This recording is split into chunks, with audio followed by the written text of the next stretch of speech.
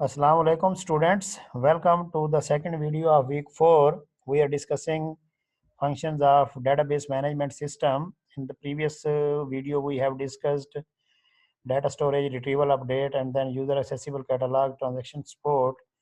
In this video we have to discuss these three functionalities of DBMS, these three features: concurrency control, recovery services, and authorization services.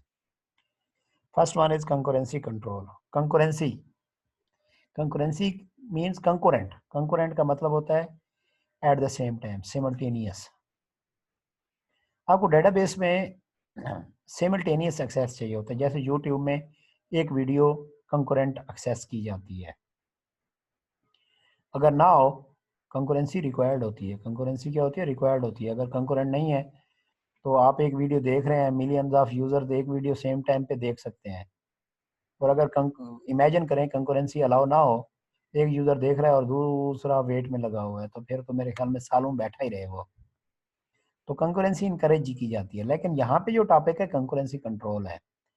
बहुत सारी situations ऐसी होती हैं जहाँ पे हम क्या आते हैं कि कंकरेंट सेम टाइम पे ऑपरेशंस ना हो. सेम टाइम पे ऑपरेशन होंगे तो गड़बड़ होगी. फॉर एग्जांपल, सेम टाइम के ऊपर आपका अकाउंट है बैंक में. आप क्या करते हैं, एक अपने दोस्त को चेक देते हैं और वो चेक लेकर जाता है अंदर काउंटर पे, और एक आप खुद एटीएम मशीन पे चले जाते हैं.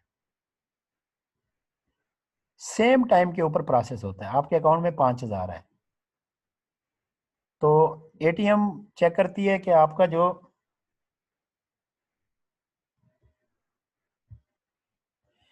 एटीएम चेक करती है कि आपके अकाउंट में 5,000 है, वो आपको विड्रॉ कर देती है. कैशियर भी देखता है आपके अकाउंट में 5,000 है, वो भी आपको विड्रॉ कर देता है. तो आप देख लें 10,000 विड्रॉ हो गए. क्यों हुआ है? क्योंकि सेम टाइम पे ऊपर एक्सेस दी है.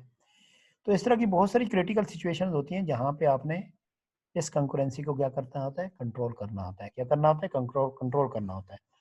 A DBMS must furnish a mechanism to ensure that the database is updated correctly when multiple users are updating the database concurrently. तो ऐसी सिचुएशन में हम क्या करते हैं? कंकरेंसी कंट्रोल करते हैं, जैसे मैंने आपको कहा है. तो ऐसी सिचुएशन में हम क्या करते हैं? जब एक यूजर एक्सेस करता है, जब एटीएम ने एक्सेस किया तो वो लॉक कर देता है, फिर दूसरा वेट में चला जाता है. जब तक ये एक कंप्लीट नहीं होता दूसरा, उसको वो नहीं करेगा. So one major objective in using a DBMS is to enable many users to access shared data concurrently.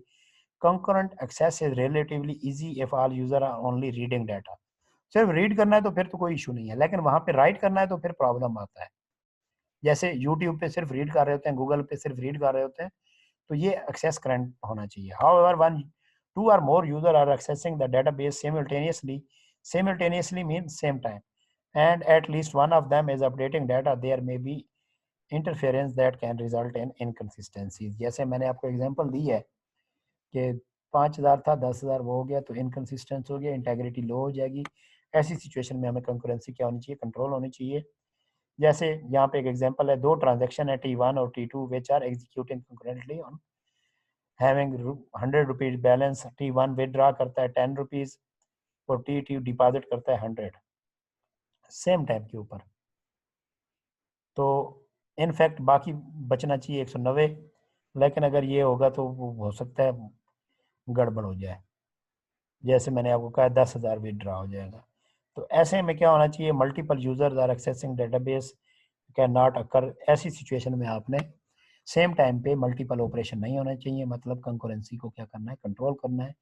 तो ये डीबीएमएस की फंक्शनैलिटी होनी चाहिए कि आप जहाँ पे कंकरेंसी को कंट्रोल करना चाहें कंट्रोल कर सकें.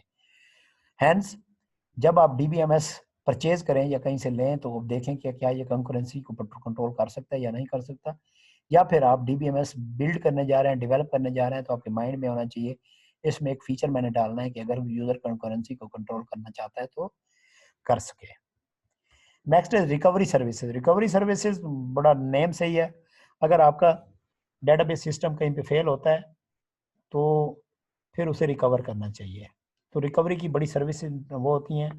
आप बैकअप बड़ा आसान होता है कि आप किसी पॉइंट पे फेल होते हैं तो पुराने किसी, वैसे कभी आपने विंडो भी रिकवर की होगी, तो यही आपके पास यहाँ पे होता है. डेटाबेस आपके क्या लेता रहता है? बैकअप लेता रहता है, मार्क करता रहता है पॉइंट्स.